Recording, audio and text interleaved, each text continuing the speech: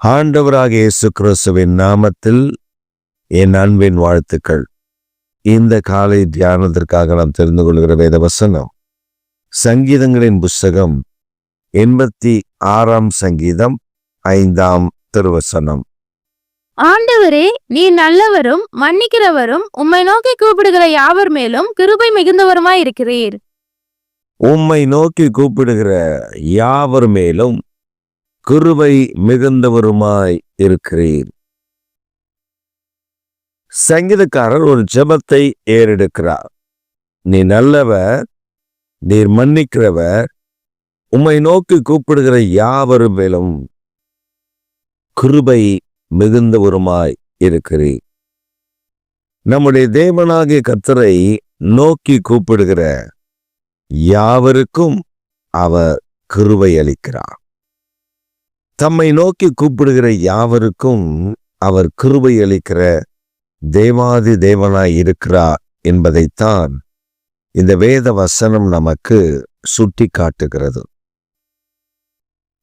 வேதத்தில் நாம் உற்று கவனிப்போமேயானால் இயேசுவை, தேவனாகிய கர்த்தரை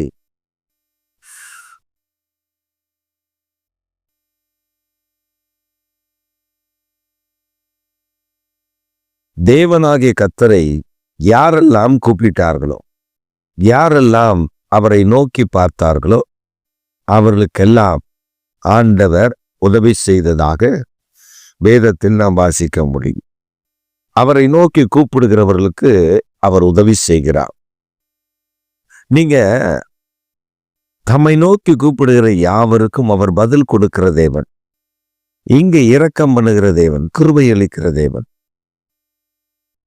ஆகார் தன் நாட்சியாருக்கு பயந்து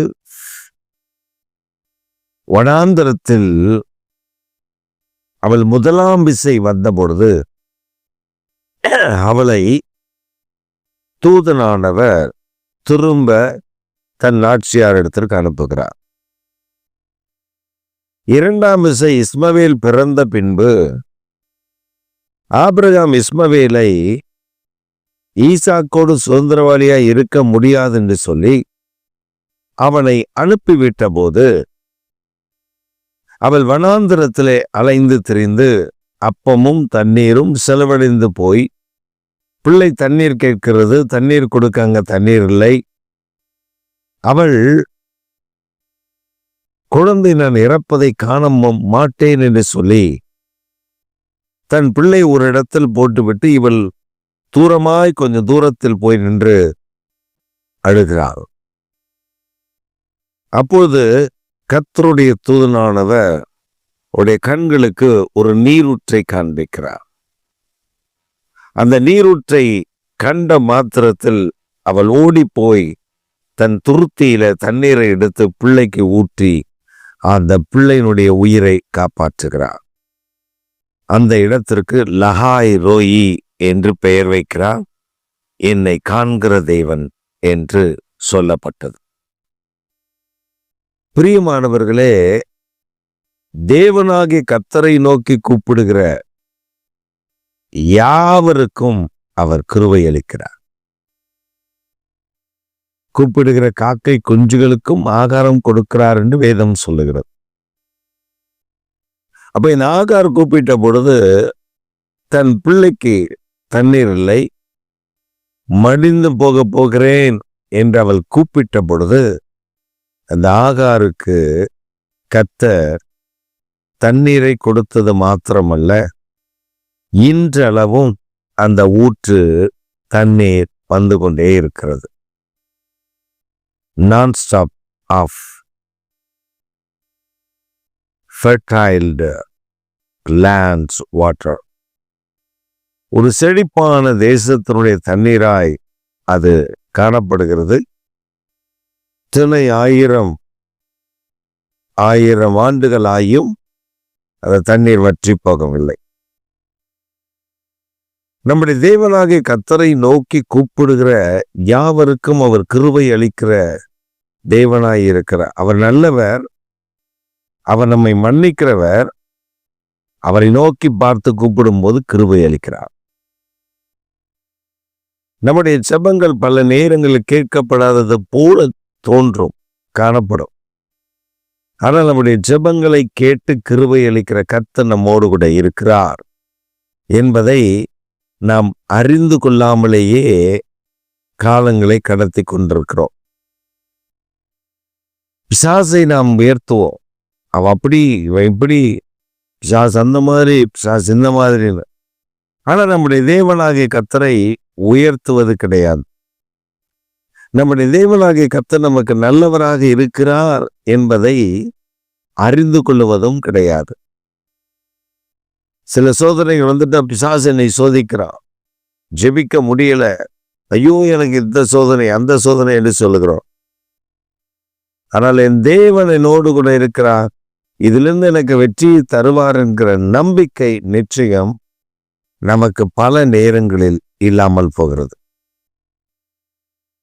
நீங்கள் இதே போல வேதத்தில் சிம்சோனை குறித்து அந்த வேத பகுதி என்ன சொல்லுகிறது என்று பார்த்தால், சிம்சோன் அவனை சூழ்ந்து நிற்கிற பெலிஸ்தரை மேற்கொள்ளும்படி ஆயுதங்கள் ஒன்றுமில்லை, கத்தியோ வேற ஈட்டியோ வேற ஒன்றும் இல்லை.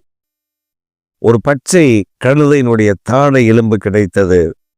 அதை எடுத்து 1000 பேரை கொன்று குவித்தார். 1000 பேர், ஒரு பச்சை எலும்பு, தாடை எலும்பு, கழுதையினுடைய தாடை எலும்பை எடுத்து 1000 பேரை கொன்று குவித்து அவன் தேவனை நோக்கி கூப்பிடுகிறார். ஐயோ என் தேவனே, நான் மடிந்து போக போகிறேன், தாகத்தினால் மடிந்து போக போகிறேன்.